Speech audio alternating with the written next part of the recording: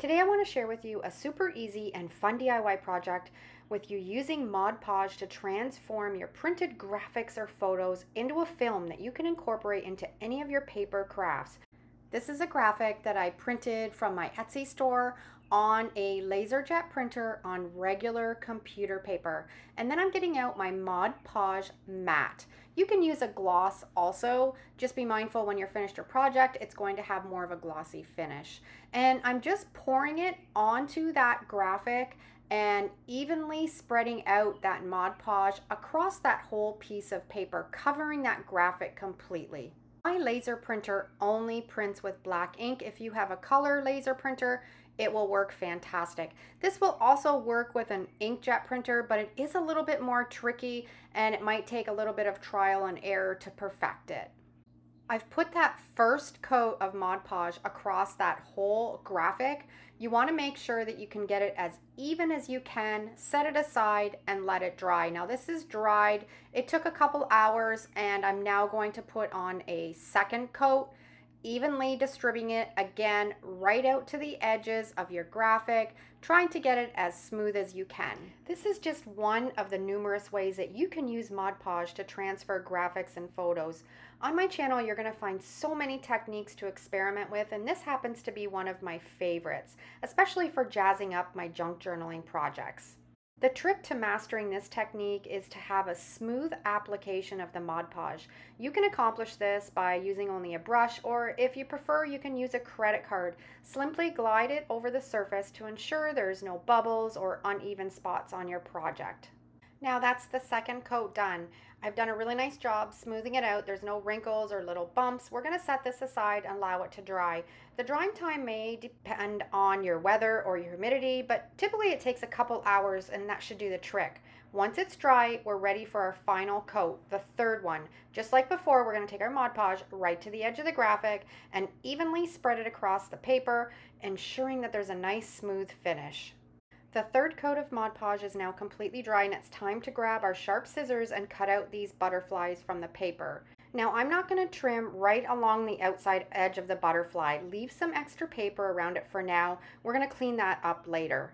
Now I have a dish of warm water and a small rag. I'm going to dip that rag into the water and then I'm going to gently moisten that paper on the back of the butterfly until you can just start to see the graphics show through.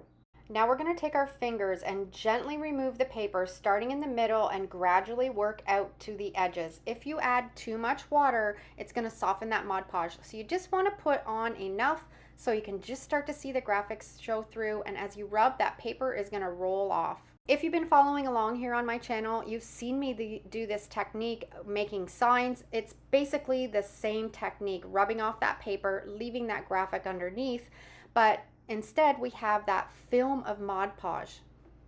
As you're rubbing away the paper, you're going to see that it's going to turn translucent, and whatever you put this butterfly on, that is going to show underneath.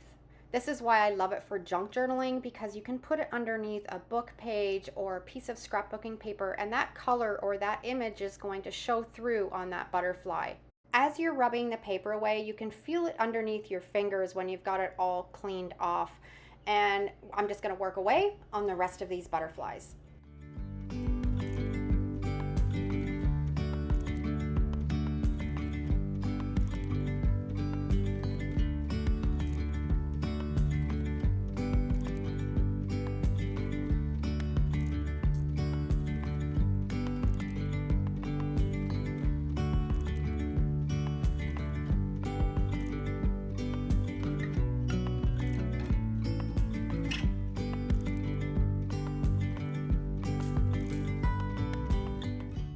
Now that we've gotten rid of all the paper, let's move on to the next step. We're going to do some cutting carefully around that butterfly, making sure to get on the little corners and the edges so it looks nice and tidy.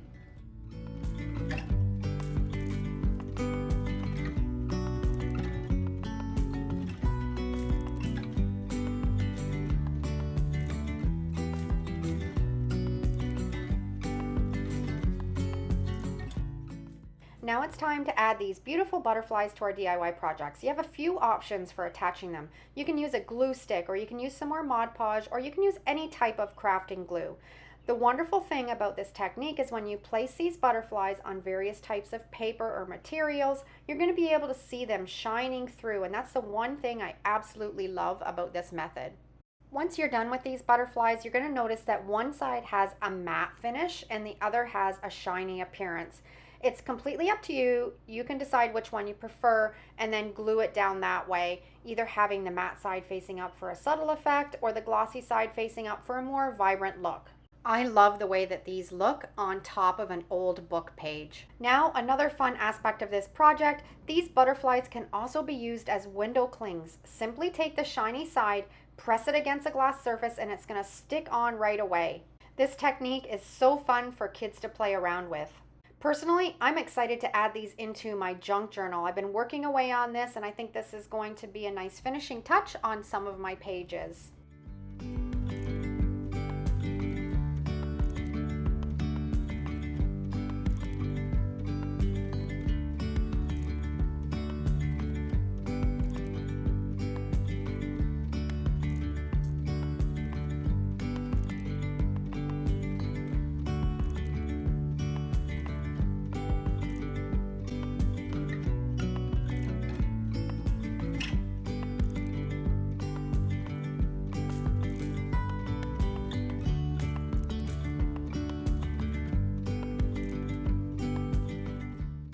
All the graphics I've used today are available in my Etsy store as downloadable printables. They're incredibly easy to use, and I've included the link to my store down below in the description if you're interested in checking them out.